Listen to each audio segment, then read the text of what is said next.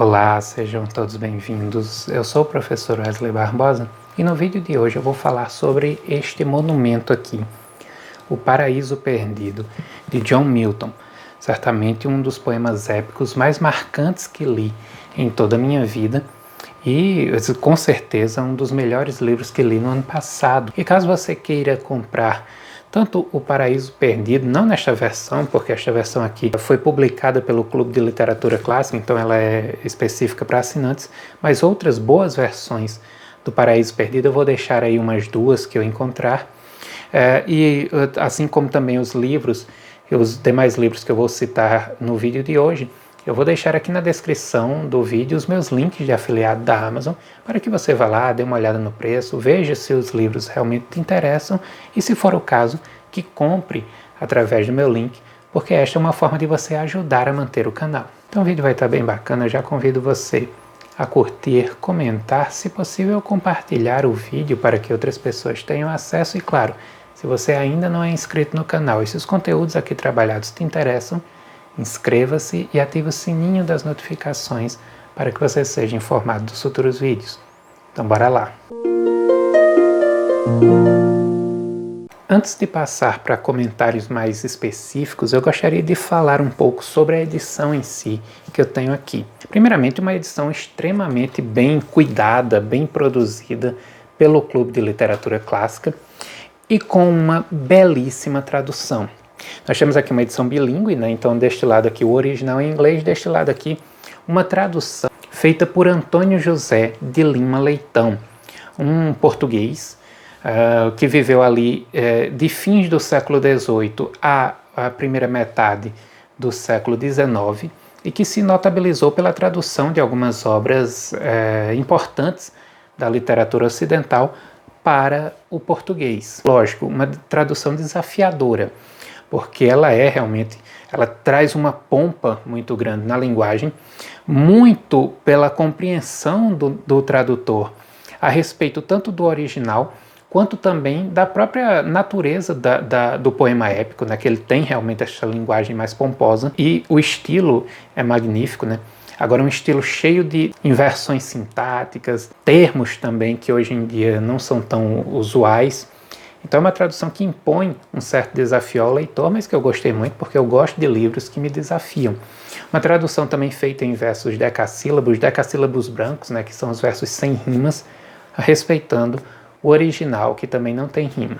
Bom, mas nós temos aqui uma epopeia, um poema épico. E é necessário que tratemos disso para começo de conversa. Antes de falarmos coisas mais específicas sobre o livro, o que é esse tal de poema épico que tanto se fala e que este livro é um exemplo para que não fiquemos perdidos dentro da natureza do livro em si. O poema épico, ele narra um acontecimento. Ele é um poema narrativo. Diferente da poesia lírica, que é uma poesia muitas vezes confessional, uma poesia que trata realmente de sentimentos, tanto de sentimentos do próprio eu lírico, né, quanto também da repercussão de elementos sociais, de acontecimentos na subjetividade daquele eu lírico, né? Então é muito um poema que trata do eu, tá? É um poema que é ligado às impressões do eu, do poeta, a respeito do mundo e de si mesmo. Já o poema épico, ele não é ligado ao eu, ele é um poema ligado ao nós. Ele tem a função e o ideal de estabelecer não os sentimentos ou as impressões de uma pessoa, mas de tratar de uma coletividade. Os grandes poemas épicos são epopeias de uma cultura, de um povo. Assim, por exemplo, a Ilíada e a Odisseia, que são epopeias que retratam o povo, a cultura, enfim, grega. Assim, a Eneida, que retrata o mundo romano. Assim, os Lusíadas, que retrata o povo português e assim por diante. Sobre a natureza da poesia épica, eu gostaria de trazer uma citação aqui de Maçom Moisés, constante do seu Dicionário de Termos Literários. Esta citação ela vai nos dar bem uma noção do que a épica busca. E ele diz: a poesia épica deve girar em torno de assunto ilustre, sublime, solene, especialmente vinculado a cometimentos bélicos. deve prender-se a acontecimentos históricos ocorridos há muito tempo, para que o lendário se forme e ou permita que o poeta lhes acrescente com liberdade o produto da sua fantasia. O protagonista da ação há de ser um herói, de superior força física e mental, embora de constituição simples, instintivo, natural. O amor pode inserir-se na trama heróica, mas em forma de episódios isolados, e, sendo terno e magnânimo, complementar harmonicamente as façanhas de guerra. E mais à frente ele diz: ainda caracterizava o poema épico o maravilhoso, o impacto de forças sobrenaturais na ação dos heróis. Quanto ao meio expressivo, postulavam o emprego do verso, embora não ignorassem que Aristóteles admitia a epopeia em prosa. E consideravam que o verso deveria refletir na sua majestade e gravidade a magnitude da ação heróica, de onde o decassílabo, ou seja, o verso de 10 sílabas, como eu citei, mercê das pausas marciais que o distinguem, ser tido como o metro mais convincente à poesia épica. Daqui a pouco a gente vai ver que o Paraíso Perdido ele traz muito desta definição de poesia épica que Masson Moisés apresenta na sua obra, está aqui no texto. Então, tendo feito uma introdução a respeito da poesia épica e tendo, portanto, situado este texto em relação à sua estrutura, à sua constituição, cabe agora tecermos considerações a respeito do que trata a obra em si. Bom, ficou-me a impressão, após a leitura do texto, durante a leitura e após, refletindo sobre ele, que o Paraíso Perdido ele tem como grande tema, como grande fio condutor, a queda. A queda, primeiramente, de Satanás, do paraíso, perdendo a sua condição de anjo e de ser de luz, e posteriormente a queda do homem. O livro, para mim, ele tem esse grande fio condutor e é basicamente em torno da queda, da possibilidade da queda, das suas consequências, dos seus impactos, que o livro se constitui. O interessante também é que nós estamos diante de um texto que, embora extremamente permeado de seres divinos, o próprio Deus como ser maior da obra, mas também de seres com natureza divina, como os anjos, os arcanjos, os querubins, o próprio Satanás, que é um anjo caído, e seus comparsas na revolução feita no céu, e também a figura de Adão e Eva, que as figuras de Adão e Eva que, embora humanos também, mas começaram a sua existência como imortais, e que por isso têm uma condição superior à de um humano normal. Todos esses fatores, por mais que quando entendamos esse caráter dos personagens, pensemos, nós vamos ver aqui um livro que trata de temas muito distantes da gente, acontecimentos que serão narrados aqui e que pouco repercutem na nossa subjetividade, nos nossos comportamentos. Mas não é isso o que acontece. O Paraíso Perdido é, acima de tudo, um livro repleto de humanidade. É um livro sobre a humanidade, sobre os sentimentos humanos, as dúvidas, a culpa, a inveja, o medo, as fragilidades, as ambições. Tudo isso está presente no livro. E isso nos aproxima muito dos personagens, Nós a todo momento vemos os personagens passando por conflitos que são muito nossos, pelos quais nós já passamos no nosso dia a dia. Bom, a obra começa falando sobre, descrevendo ali, é dividida em 12 cantos, e já eu trato sobre uma divisão bem na metade mesmo da obra. Mas enfim, são 12 cantos. O primeiro canto começa mostrando a queda de Satanás e de todos aqueles anjos do seu séquito, que com ele se rebelaram contra Deus e que foram punidos com a queda. E eles são apresentados ali, lançados no abismo, no caos, nas profundezas mesmo, estão lá no mar de fogo, no lugar onde nós entendemos como inferno. A partir daí, lançados ali e sofrendo toda a dor, tanto física de estar no mar de fogo, quanto também psicológica, de ver a condição em que chegaram, eles que ansiavam destronar Deus e assumir sua posição. Nós já pegamos a história meio que acontecendo ali e já ficamos sabendo disso. Mais na frente, tudo isso vai ser narrado, né? O porquê dessa queda, a batalha que houve no céu, enfim. Mas nós somos apresentados a essa cena. E a partir daí, Satã levantando-se, ele chama os seus seguidores para uma assembleia. E nessa assembleia ele toma fala, tenta levantar a moral como um general mesmo faria com seus soldados, né, com seus subordinados. Isso é bem patente. E o clima de guerra, de comando militar, de elementos militares, né, espadas, cavalaria, isso está presente em todo o livro. É um dos elementos que Maçom Moisés utilizou lá na sua definição de poema épico. Então, Satanás está ali levantando a moral dos seus subordinados, né, dizendo, olha, tudo isso pode ser revertido, coisa muito melhor ainda nos aguarda e tal. E aí os demais demônios, né, começam a pedir a fala e cada um vai colocando ali como que eles acham que aquilo deve ser superado, o que é que eles devem fazer, né, para sair daquela situação e tal. É interessante chamar a atenção que Milton arranja aqui um elemento muito interessante para justificar esses outros demônios, né? Ele os associa a divindades pagãs. Então, por exemplo, Belzebu, Belial, enfim, vários e aí a edição que eu tenho é muito boa, porque nem todos esses eu já tinha ouvido falar, e a edição vai falando, este era um povo adorado pelas civilizações da Mesopotâmia e tal. Então, percebam, ele justifica aquilo que mais na frente vai servir de adoração para determinados povos pagãos que não estão adorando a Deus, mas sim a demônios. Essa utilização de Milton é muito interessante, né? Claro, Milton está aí falando do ponto de vista de um cristão. Enfim, cada um vai falando e no fim Belzebu é quem ganha ali na sua argumentação. Ele diz, olha, nós não devemos tentar uma nova batalha agora contra Deus, porque nós vamos perder.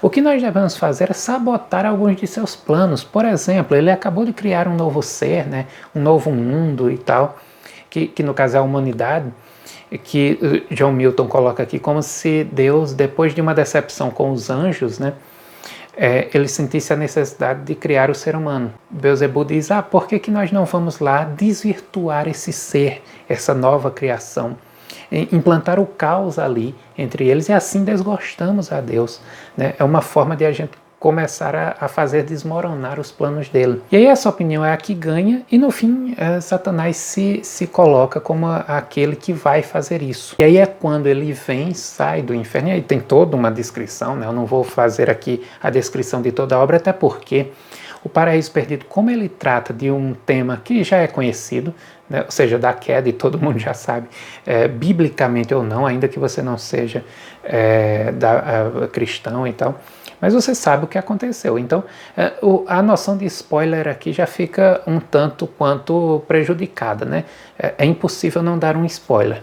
E aí, como forma de manter o prazer da novidade para quem vai ler a obra, eu vou evitar tratar tanto do enredo. Mas enfim, Satanás sai lá do inferno, né, passa por todo o caos, né, o nada entre o inferno e a terra, né, e o mundo. Inclusive esse percurso é bem cheio de conflitos existenciais por parte dele, enfim.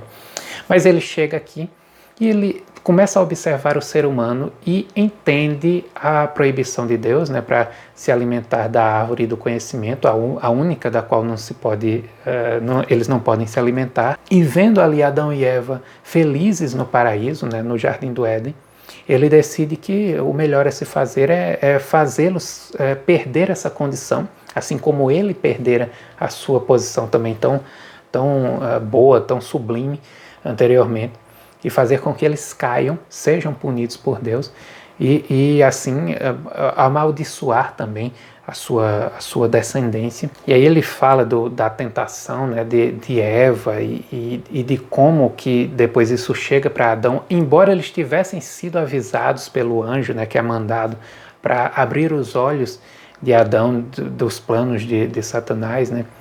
E mesmo assim Eva cede e Adão acaba cedendo junto com ela. E narra-se depois todo o conflito pelo qual eles vão passar até o momento mesmo da expulsão do paraíso. E não acaba de forma negativa, né? Não acaba assim com o degredo total. Você vê que o último canto, o canto 12, ele traz uma esperança para Adão, né?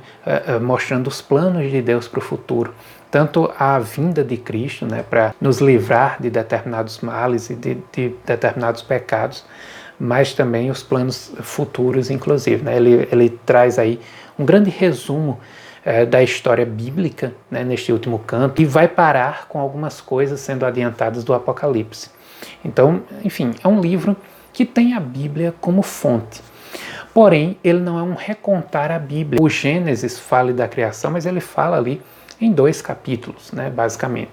O que inspira o Paraíso Perdido são 2 capítulos do Gênesis. E nós temos aqui uma obra com 800 e poucas páginas, lógico, né, contando aqui que é bilíngue, seria umas 400 páginas. Então, o livro vai muito além. Nós temos na Bíblia aquela questão, inclusive a interpretação da Bíblia, ela explica muito isso, de que Deus não nos narra tudo na Bíblia, né? Ele nos narra o que é importante para nós sabermos, né? Então, muita coisa não é dita. Por exemplo, o que é que acontece depois que Adão e Eva caem, né? Depois que eles são expulsos do Éden, até o momento em que, por exemplo, aparecem outros humanos, né? Isso aí não é tratado. O que é que acontece com Jesus até os 12 anos? Esse período aí não é tratado, e depois, quando ele novamente aparece, não se fala. Milton, ele se aproveita desses silêncios da Bíblia para tratar, para construir a sua obra, né? Então tem muito da interpretação, da visão dele sobre as coisas. O fato de que, por exemplo, quem vem julgar o homem, né, depois do pecado, não é Deus em si, é o seu filho, né, que não é chamado de Jesus no livro, é chamado de nome filho, ou então o filho em si. Assim como Deus também, poucas vezes é chamado de Deus, é mais chamado de Criador. Enfim, quem vem julgar é o filho, é o nome filho, e não Deus em si. Jesus, o filho também, né, o nome filho, ele é quem conduz os anjos na batalha contra os insurgentes, né, liderados por Satã. Ele é quem é o general do exército, né? Isso é narrado num determinado canto aqui. Então o nome filho vai lá em carruagem, né, com os anjos ao seu redor e tal, e vencem a batalha. Mas tudo isso é uma interpretação de Milton, assim como outras passagens são interpretação dele, né? E claro, né, tinham que ser, porque afinal de contas nós estamos diante de um texto literário. Uma coisa que você tem que ter em mente quando você vai ler O Paraíso Perdido e interpretar O Paraíso Perdido é a noção de livre-arbítrio. É uma noção cristã que você tem que entender quando você vai tratar de alguns assuntos, primeiramente religiosos, né, mas também das obras literárias que tocam em questões religiosas, porque senão ou você não entende ou você vai querer comentar sem entender, né, que é o que muita gente faz. Porque muitos vão dizer, mas por que Deus, sabendo que Satanás iria se revoltar contra ele, não o destrói? Por que ele, sabendo que Adão e Eva não resistiriam à tentação, por que ele não impede? Por que ele não impede a entrada de Satanás no Jardim do Éden e assim por diante, né? Aquela velha história, inclusive isso é repleto na sociedade, né, de perguntas assim. Por exemplo, né, o cidadão diz, mas se Deus vê um assassino que vai matar uma pessoa, se ele vê e não pode fazer nada, ele não é onipotente. Se ele não vê, ele não é onipresente. E se ele vê e não faz nada porque não quer, ele não é Deus. E assim por diante, né? Aquelas colocações que já foram há muito tempo, na verdade, rebatidas pelos teólogos e pelos pais da igreja lá na origem, né? Na verdade, a noção de livre-arbítrio, ela coloca aí uma questão bem forte e da qual não dá para se escapar quando você vai interpretar certos acontecimentos. Dentro da teologia cristã, nós entendemos que ao mesmo tempo Deus ele é onipotente, onipresente, mas então ele vê tudo, ele sabe o que acontece no presente, o que acontecerá no futuro e o que aconteceu no passado, mas ao mesmo tempo ele não impede que as coisas aconteçam por causa do livre-arbítrio que ele deu. Seria muito contraditório ele criar o ser humano e dizer, olha, você tem a liberdade de escolher seus caminhos. E a partir daí, a primeira coisa que o ser humano quisesse fazer que desagradasse a ele impedisse de fazer. O ser humano viraria meio que um fantoche nas mãos dele, né? Se ele, sabendo que Satanás iria traí-lo, né, Lúcifer ainda, né, quando ele ainda habitava nos céus, ele era o anjo de luz, ele era um dos mais poderosos arcanjos que existiam. E presume-se dentro da teologia cristã que Deus obviamente sabia da traição que iria acontecer, né, da revolta que iria acontecer. Mas tendo ele criado os anjos todos como seres imortais, se ele, a partir do momento em que, sabendo que Satanás iria traí-lo, ele resolve destruí-lo, ele está contradizendo a sua própria determinação. Ele está traindo a sua própria decisão no momento da criação. Então, por isso que ele não destrói Satanás, ele o exila, ele adverte o homem a respeito dele, mas ele não destrói. E ele não impede o homem de realizar determinadas atitudes, porque o livre-arbítrio foi dado. E, a partir daí, existe a orientação do que deve e do que não deve ser feito, das consequências positivas e negativas de se fazer determinadas coisas, e se você faz ou não, aí é uma escolha sua. Tudo isso entra naquela afirmação que é tão propagada por aí de que Deus é fiel. Ele é fiel às suas promessas. Ele não contradiz aquilo que ele diz. Então, quando você entende tudo isso, você é capaz de entender uma obra como esta e, claro, né, a teologia cristã como um todo. A teologia, primeiramente, judaica, né, e cristã. Porque você começa a entender o porquê de que algumas coisas, dentro da nossa visão de mundo, né, por que algumas coisas não são impedidas, por que não existem algumas interferências e tal. E claro, para você entender uma obra como essa, você precisa entrar neste universo, né? A mesma coisa de você ir assistir a um filme de terror ou um conto de terror, né, ir ler um conto de terror e começar a se perguntar, mas apareceu aí um fantasma, que absurdo. Claro que é absurdo, mas ninguém se pergunta sobre isso, porque você meio que começa a entender aquilo como uma verdade possível dentro do universo daquela obra. Quando você está tratando, ainda que você não seja cristão, quando você está tratando da teologia cristã e de uma obra que se baseia nela, você tem que, obviamente, ter essas noções para que você penetre no universo daquela obra, entenda aquela obra ali como plausível dentro das verdades que ela se propõe a tratar. Bom, mas por que, Wesley, que você disse que o Paraíso Perdido ele é cheio de sentimentos humanos? Nós vemos em alguns momentos Satã com dúvidas a respeito, primeiro, né, ele o tempo todo ele rememora o estado de existência que ele perdeu, a condição na qual ele está. Em determinados momentos ele sente-se uma culpa, ele se vê em conflito, né? E o conflito, ao contrário do que você poderia imaginar, que ele está ali extremamente convencido, certo do que vai fazer, em vários momentos ele vacila. Eu vou ler aqui um trecho do canto 4, quando Satã está entrando no Éden, né, que ele vai começar ali a sondar o ser humano e tentar atrapalhar os planos divinos e causar a queda do homem, ele num determinado momento para e pensa. E o poema diz o seguinte: o horror medonho, a dúvida terrível, confundem-lhe os turbados pensamentos que lhe acendem o inferno dentro da alma. O inferno traz em si, de si em torno. Não pode um passo dar fora do inferno, porque onde ele vá, leva-o consigo. Remordida a consciência, lhe desperta a desesperação que dormitava. Desperta-lhe a lembrança desabrida do muito que já foi, do que é agora, do que há de ser, a pior, sempre indo tudo. Crescendo as obras mais, cresce o castigo. De vez em quando no Éden, que então mostra na maior beleza a perspectiva sua, emprega aflito os olhos macerados. De vez em quando ao céu e ao sol os vira, que em todo o seu fulgor então se assenta na meridiana altura majestoso.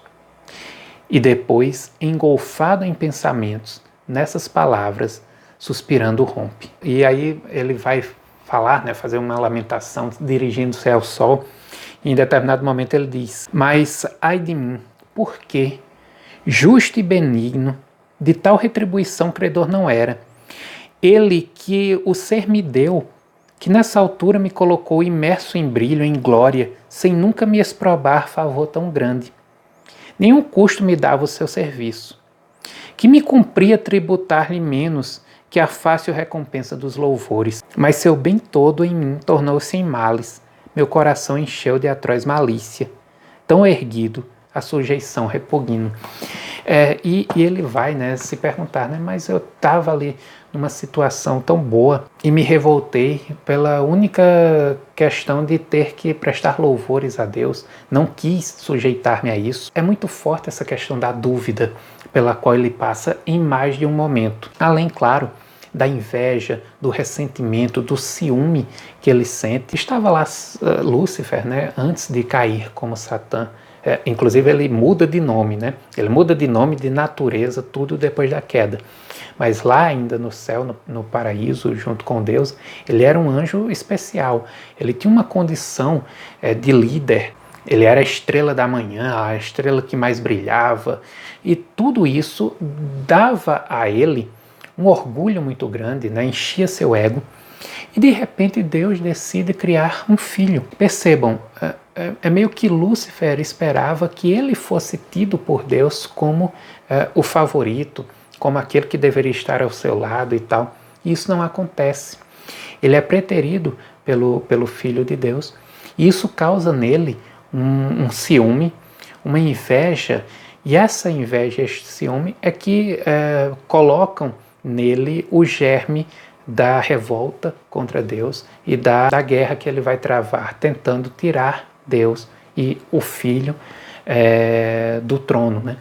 Talvez a maior revolta dele não seja nem contra Deus, mas sim contra o Filho, né? E quando nós vamos para a questão de Adão e Eva, aí, né, que é a segunda parte da obra, os autores, né, aqui Harold Bloom no seu O Cânone Ocidental, assim como também Otto Maria Carpo no História da Literatura Ocidental, mais especificamente aqui no volume que vai tratar de Milton, né, do período de Milton, eles entendem que o personagem principal do Paraíso Perdido é Satã. Eu já acho diferente. Eu acho que, embora ele seja um personagem muito importante, ele é mais na primeira parte, ou seja, nos 6 primeiros cantos.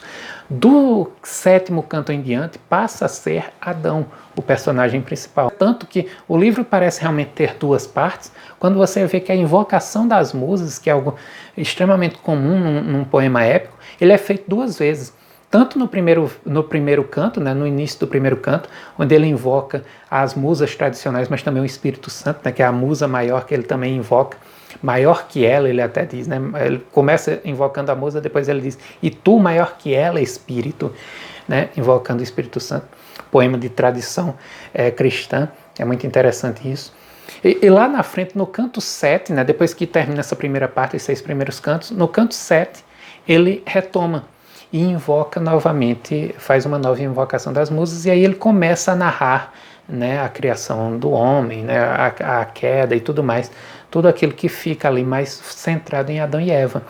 E nessa parte também nós temos muita humanidade ali presente, né? Embora ainda no paraíso, embora ainda longe de abrir seus olhos para a malícia, né, para se reconhecerem nus, antes de relações sexuais e tudo mais, tudo aquilo que os aproxima da humanidade, antes do sentimento de morte, né? Mas ainda assim havia muita humanidade. E isso fica presente no amor que eles sentem, né, um pelo outro. Tem um determinado momento em que, assim que Eva é tentada e come do fruto proibido, Adão para e meio que se pergunta, né, se seria o ideal ele não comer daquilo ali para que só ela seja desgraçada. Mas aí o amor faz com que ele pense, mas eu vou ficar sem ela e vou deixar ela sozinha cair nisso, não, eu vou cair junto com ela.